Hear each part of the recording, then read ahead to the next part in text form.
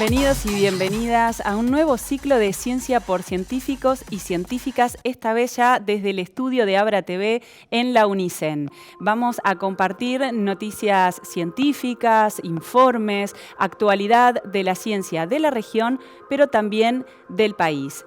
En este primer programa vamos a conocer el proyecto de Retinar, que es un programa que combina algoritmos y telemedicina para prevenir la ceguera por diabetes.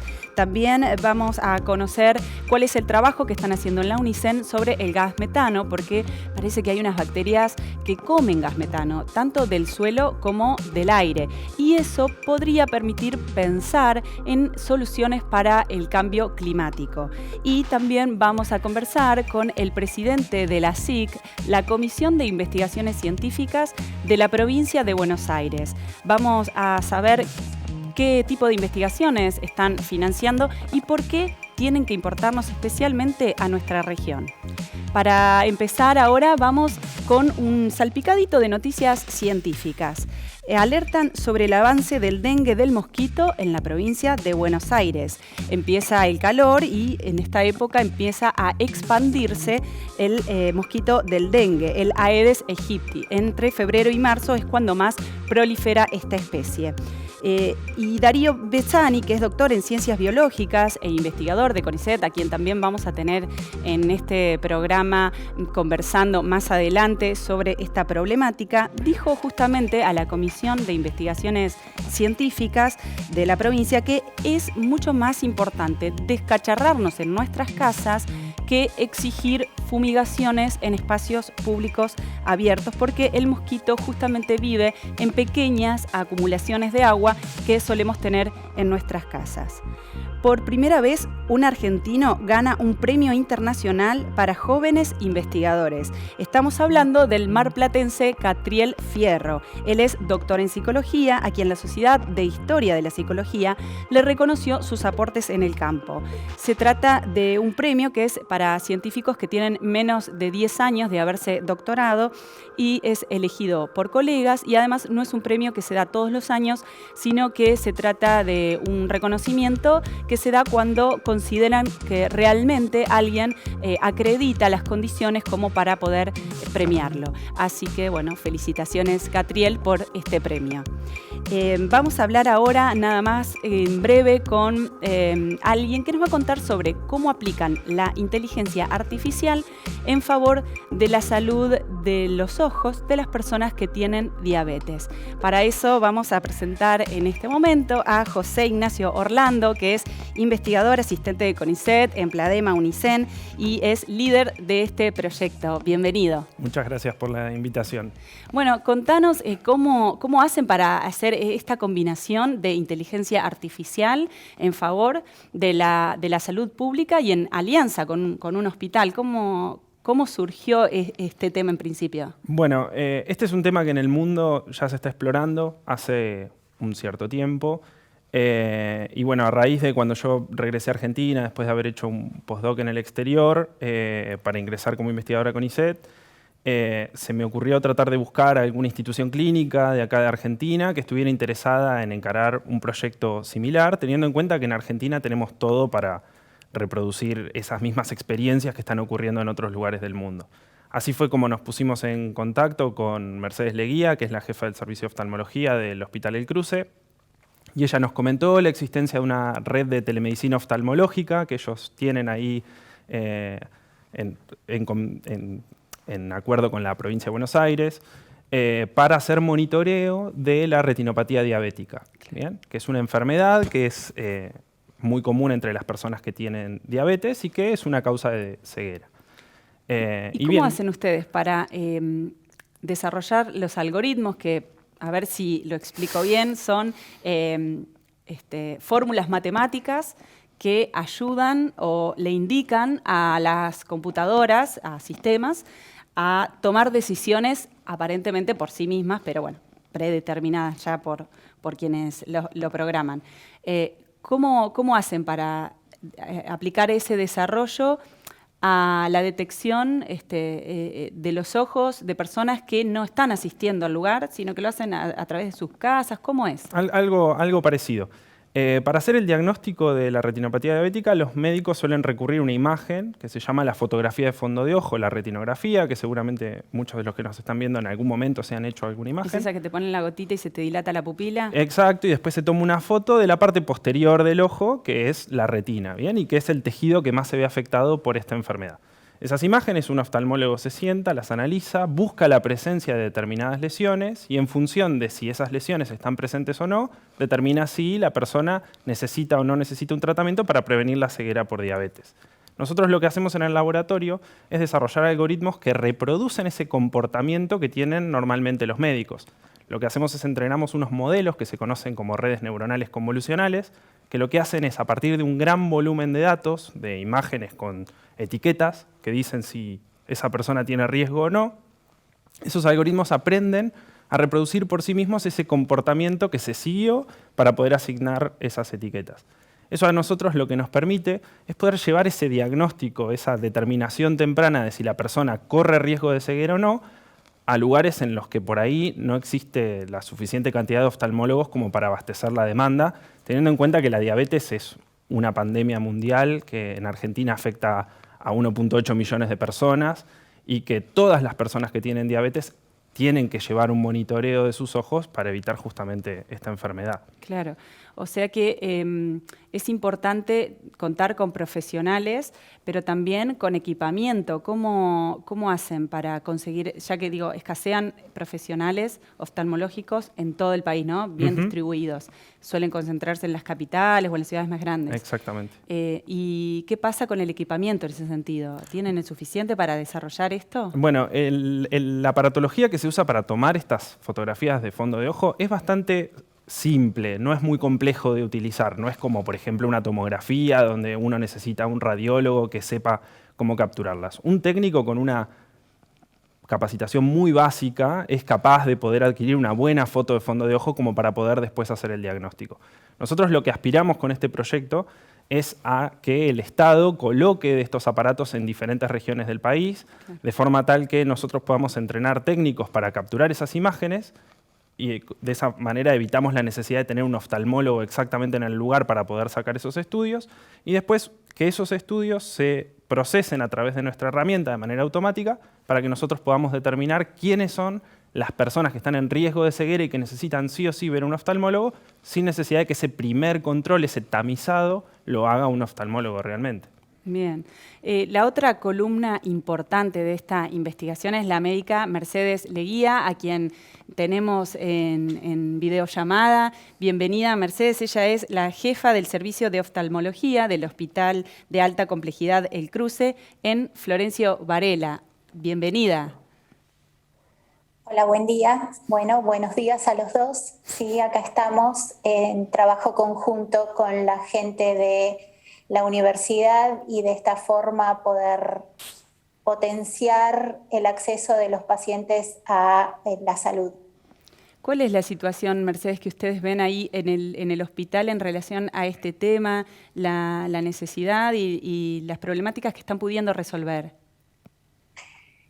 Bueno, el Hospital El Cruce es un hospital de alta complejidad. Todos los pacientes que llegan a nuestra institución vienen por derivación de instituciones de media o baja complejidad que no pueden resolver el problema de salud que el paciente presenta. A nosotros, como dijo Ignacio, nos motivó el desarrollo de una primera red de telemedicina, el hecho de que hay muchos pacientes que no conocen su problema patológico, o sea, hay mucha gente que es diabética y no sabe que es diabética. Uno, hay muchos lugares de atención que dan atención a las especialidades grandes de la medicina, pero no a oftalmología u otras especialidades, con lo cual el paciente no tiene el acceso directo al control que necesitaría. Por otro lado, la diabetes es una enfermedad crónica que genera complicaciones en diferentes órganos y entre ellos el ojo. Las complicaciones, como dijo Nacho, son irreversibles. Una vez dadas, no podemos revertir la situación y que el paciente que perdió visión la recupere. El objetivo del tratamiento es frenar la evolución obviamente con los tratamientos específicos oftalmológicos más el acompañamiento del tratamiento de su enfermedad sistémica. Lo que nos pasa a nosotros, y que fue el motivo principal del desarrollo de la primera red, es que analizando nuestros casos encontramos que más de un 30% de los pacientes llegaban a la derivación para tratamiento con nosotros en un nivel de lo que se llama ceguera legal. La ceguera legal es un nivel de visión muy bajo, o sea, los pacientes no es que no ven, pero quizás solo perciben la luz o los bultos. Eso les quita autonomía y, digamos, dependen absolutamente de una persona o alguien que los pueda ayudar en situaciones cotidianas, como comer, vestirse, higienizarse. Entonces, el objetivo primario es tratar de evitar esa evolución. Claro, la detección temprana, gracias Exacto. a la tecnología. Y contanos, ¿qué piensan ustedes acerca de esta alianza entre universidad pública y hospital público? Porque, a veces se interpreta que lo público simplemente depende del Estado. Pero acá hay una visión que va más allá de esta cuestión, ¿no? Nosotros estamos fascinados de ambas partes, gracias a Dios, porque esto es como una especie de relación. La realidad es que están dadas todas las características para que el proyecto crezca, se dé, se formalice y se pueda utilizar. Lo que nos moviliza a ambas instituciones es el bien del paciente, que es nuestro fin último, con lo cual todo lo que está en el medio, lo único que hacemos es atravesarlo. Claro. Y trabajamos para que eso se dé. Obviamente que siempre uno espera que los tiempos sean diferentes o que las cosas se den de otra forma, pero eso no, quizás sea idealista, pero no nos hace bajar los brazos y seguimos trabajando.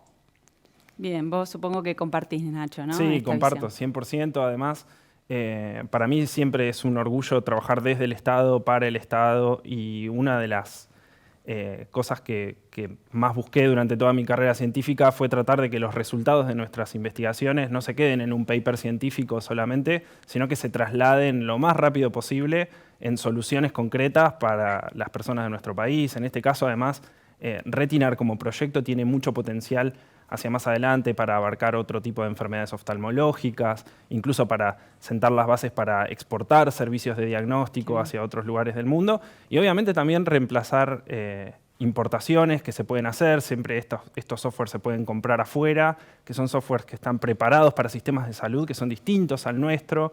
Y bueno, la idea es un poco también a partir de la colaboración con Mercedes y el equipo del hospital poder hacer una solución argentina para los argentinos. Bueno, es genial. Ojalá que esto avance y siga proyectándose. Muchas gracias, Nacho. Muchas gracias, Mercedes, por explicarnos cómo es que la ciencia, la tecnología, la inteligencia artificial pueden estar al servicio de las necesidades concretas de las personas. Gracias. Muchas gracias a ustedes. Nosotros vamos a continuar ahora con el segundo bloque. Espérennos porque vamos a volver con puro gas, pero metano. Ya venimos.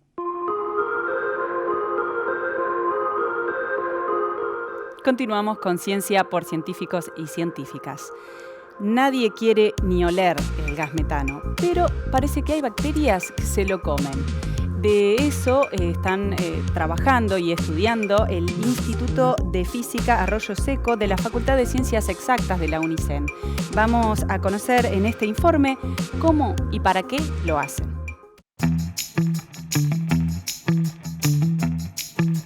Estamos en el IFAS, que es Instituto de Física Arroyo Seco, ¿sí? Que pertenece a la Facultad de Ciencias Exactas de la UNICEN.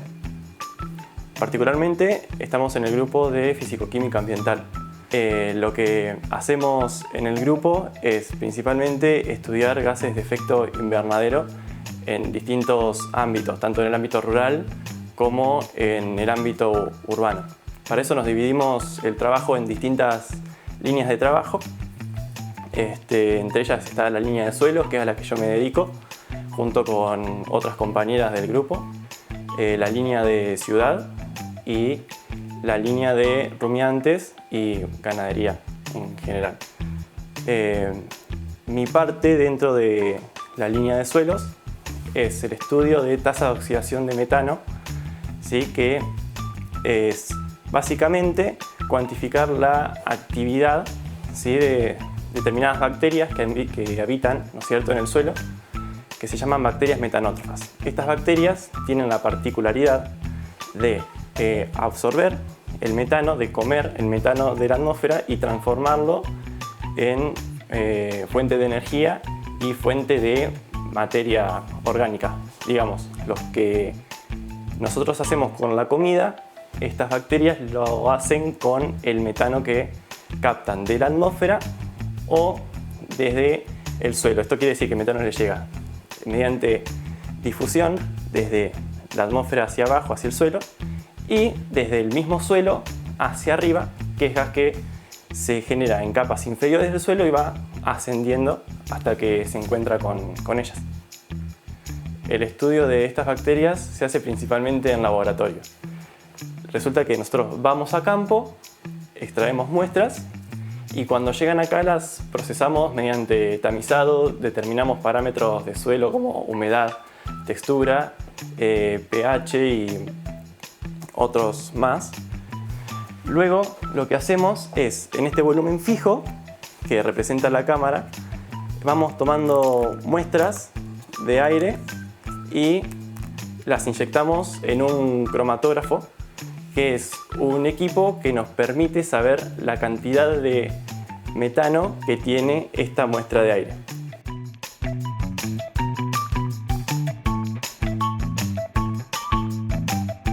Mi nombre es María de Bernardi, o Mary.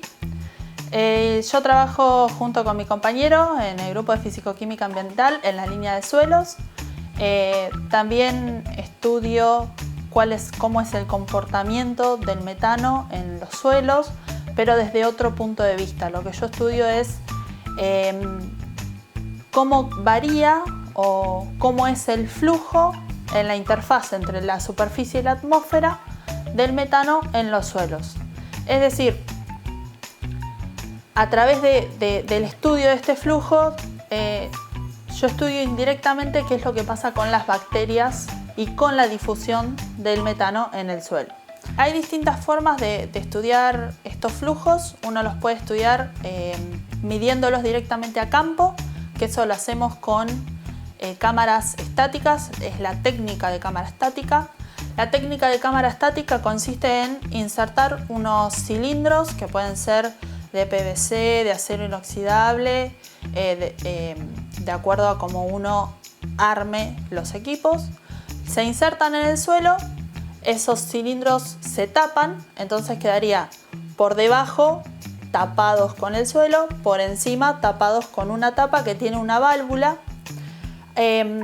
Y esa válvula lo que nos permite es tomar muestras de aire del aire que quedó entre el suelo y la tapa, o sea, nuestra atmósfera controlada. Si vemos que esta concentración aumentó, significa que desde el suelo hay una emisión de metano, y si vemos que esta concentración disminuyó, significa que el suelo se está comportando como un secuestrador o como un consumidor de metano. Todos estos estudios los hacemos en diferentes ambientes, tanto en ambientes agrícolas, en ambientes forestales y también en el ambiente natural de nuestra región, que son los pastizales. Y también lo estudiamos en distintas partes de nuestra región, o sea, en distintos tipos de suelo. Lo que nos aporta esto, por un lado, son datos, ¿sí?, en cuanto al pastizal natural, cuál es el comportamiento base de nuestro sistema y cómo cambia este comportamiento al llevar el suelo a un uso agrícola o llevar el suelo a un uso forestal, cuál es el impacto que estas actividades humanas tienen sobre el pastizal natural, sobre el secuestro de metano o cómo se comporta el flujo de metano en estos pastizales y cómo cambia al introducir el hombre una actividad que no es propia del lugar.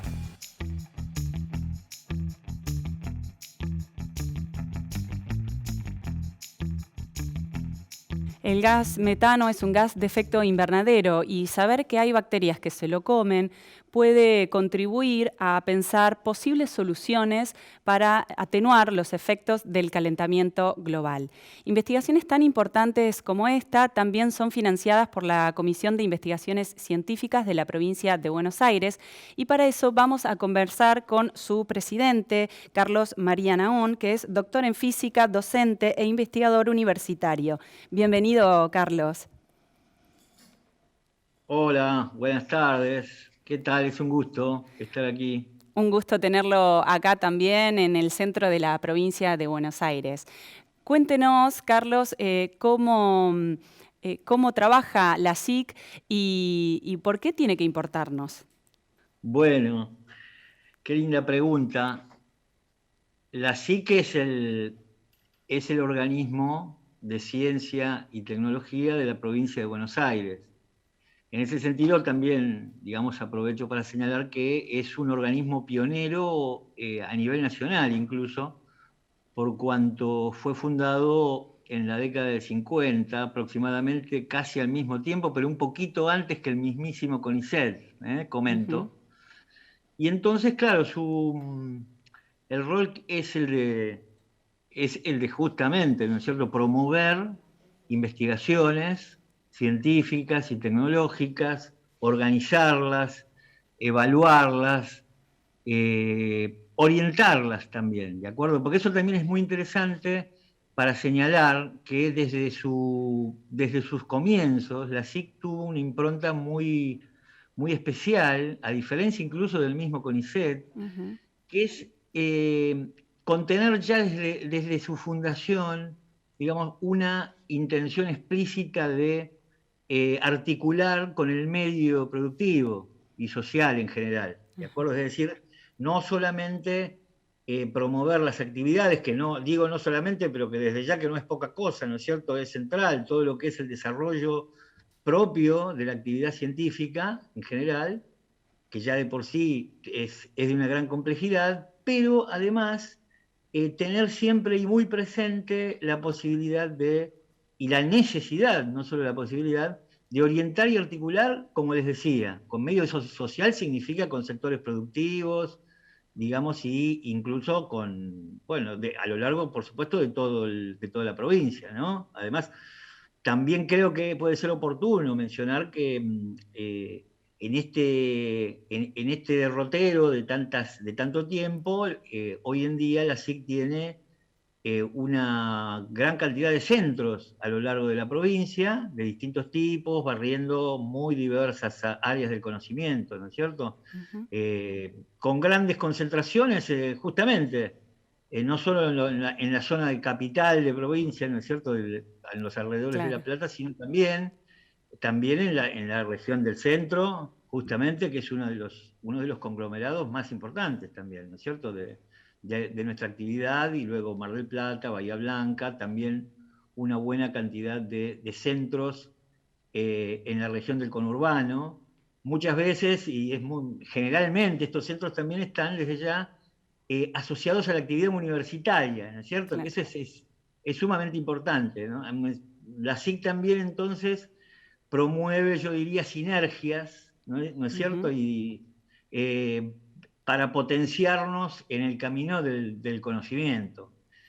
Y esto a lo mejor me lleva a la segunda parte, ¿no?, de la pregunta, si no recuerdo mal, que es central, digamos, ¿no? Que por qué debería interesarnos. Claro.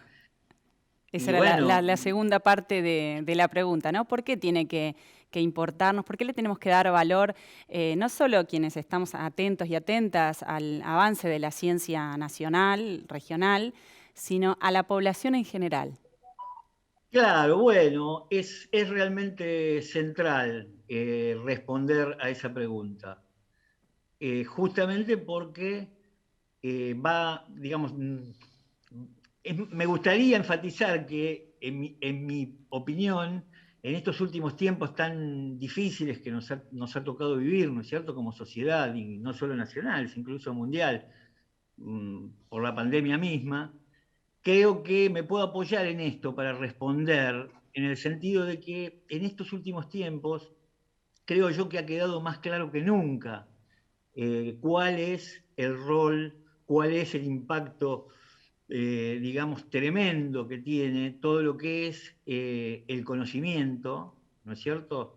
Y por lo tanto todo lo que es el desarrollo científico y tecnológico, en lo que tiene que ver con la vida misma de las personas, ¿no es cierto? Esto, dicho así, es un poco abstracto, pero es cierto, de un modo un poco más enfocado.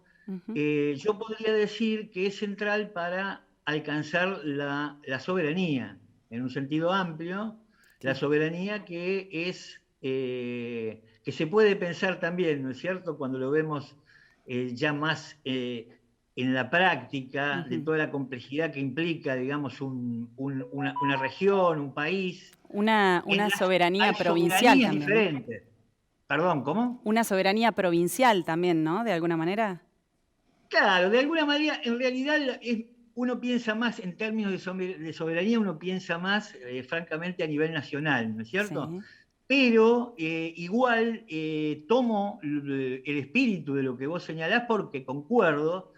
Lo pienso más yo en términos de identidad, Claro, cuando lo pienso en términos de provincias, ¿no es cierto? Pero claro. yo me refería a que puede haber múltiples también soberanías en cuanto a que hay una soberanía alimentaria, Ujú. que hay una Sí. soberanía que también está asociada a diferentes, digamos, zonas de las actividades. En particular, hablando de la SIC, como me toca, por supuesto, estamos enfocados en lo que es la conquista de la soberanía científica y tecnológica, ¿cierto? Ujú. Que es hoy en día central para la soberanía misma general, ya que se sabe que el conocimiento es hoy en día uno de los factores y tal vez el factor más importante para lograr bienestar, ¿no? Entre otras cosas, por ejemplo, en el campo de la producción es lo que nos permite poder dar valores agregados a todo lo que podemos producir, ¿no es cierto? Claro. Y eso, por supuesto, redunda en una mejora en la calidad de vida de nuestra población. Y Ujú. bueno, ni qué decir del impacto en lo que tiene que ver con también las soberanías, como estoy diciendo, por supuesto que se entrelazan, ¿no es cierto? Ni qué decir de todo lo que tiene que ver con lo sanitario. Tal cual. Lo estamos viendo, ¿no es cierto? Hoy en día, y desde hace ya tiempo, con todo lo que tiene que ver con las vacunas, ¿no es cierto? Ujú. Entonces yo creo que por toda esta cantidad de cuestiones que estoy intentando señalar, nos debe importar, y además quisiera decir que nos debería importar mucho, Ujú. porque es algo crucial, entiendo, para la calidad de vida, ¿no es cierto? Y para el mejoramiento de condiciones que no son nada simples, ¿no es cierto? Ujú. Para gran parte de nuestra población. Claro, recién mencionábamos hace un rato, por ejemplo, las advertencias respecto del dengue, que también están trabajando en estas cuestiones que son muy propias también de la región. Tienen una muy buena comunicación de la ciencia también a través de sus redes sociales y de los newsletters que difunden. Así que si querés invitar a la audiencia a que lo siga en las redes sociales de la SIC, cuáles son, si te las acordás. Igual es muy Uh, fácil, porque es buscar la SIC en Instagram y en las distintas redes, no es muy complicado. Pero bueno, si querés por ahí cerrar con algo respecto de la importancia que ustedes le están dando también a esta difusión para que la ciencia vuelva a la sociedad. Claro, exactamente, cómo no. Muchas gracias por toda esta oportunidad desde ya. Nosotros le damos mucha importancia a lo que es la comunicación y a la difusión, y tiene que ver con todo lo que hemos dicho tan brevemente antes, ¿no es cierto? O sea, toda la cuestión de por qué es importante para la sociedad, bueno, tiene que también, uno quiere lo que conoce, ¿no es cierto? Claro. Y uno defiende lo que quiere, de algún modo. Entonces es muy importante que nosotros como pueblo conozcamos más íntimamente y más concretamente lo que se realiza desde la ciencia. Ujú. Y como parte, digamos, de la cultura misma en acción, ¿no? de una sociedad. Entonces, por eso mismo es cierto que hemos tenido un fuerte desarrollo de este área, ¿de acuerdo? Así que tenemos redes y medios de comunicación y de difusión que realmente invito a conocer porque son muy, muy buenos y que yo la verdad que los miro yo mismo también seguido Sí, porque entran en detalles justamente, ¿no? claro. Como vos mencionabas, ya en cuestiones específicas, ¿no? Que tienen que ver también desde ya con las cuestiones ambientales, por ejemplo, ¿no es cierto? Claro. Cuestiones aplicaciones tan diversas que, bueno, no podría enumerar ahora. Ujú. Pero para eso los invito simplemente a que vayan a la página web de nuestra institución, buscando SIC de PBA. PBA, y ahí van a encontrar todos los contactos, ¿de acuerdo? O sea, Comisión de Investigaciones Científicas de la provincia de Buenos Aires. Bueno, Carlos, muchas gracias por compartir esta información con nosotros. Invitamos a la audiencia a que busquen, porque además son muy atractivas las informaciones, cómo están contadas, y está bueno saber en qué andan el resto de investigadores y qué soluciones nos están aportando acá nomás, los científicos nuestros. Gracias. Gracias, Victoria. Un gusto realmente. Les agradezco mucho. Igualmente. Nosotros vamos a continuar ahora con una última información científica que tiene que ver con un reconocimiento para el INTI por su aporte en la industrialización de alimentos orgánicos. La Organización Internacional Agropecuaria le dio un sello de certificación a la planta piloto que el Instituto Nacional de Tecnología Industrial tiene en la ciudad de 9 de julio. Esta certificación, de alguna manera, es una garantía de calidad y facilita la colocación de estos productos en mercados que son exigentes.